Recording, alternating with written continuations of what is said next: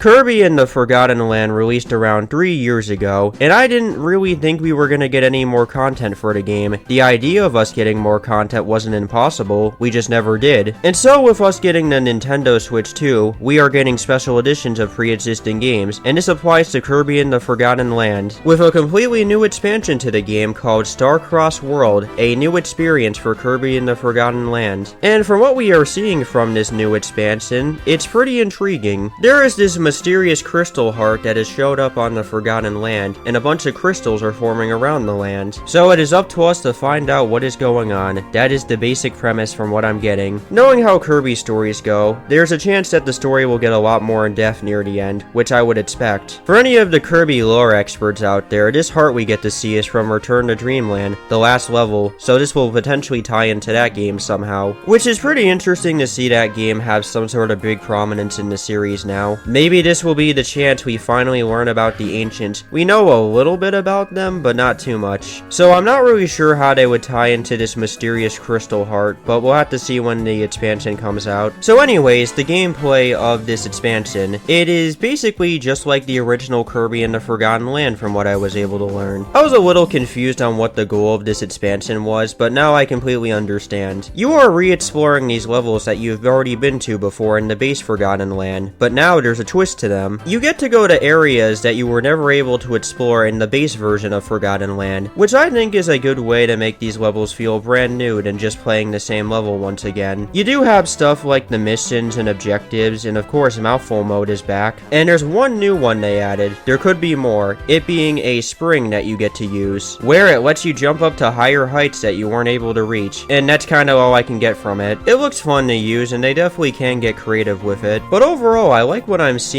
from this expansion. They're taking the original levels from the base game, but doing something new with them. And they're also using the crystal aspect pretty well, where you're able to build pathways with it. So I like what they're doing here. And not only that, the music might have the potential of being really good. I keep coming back to this trailer just because of how good the music sounds. Listen to it.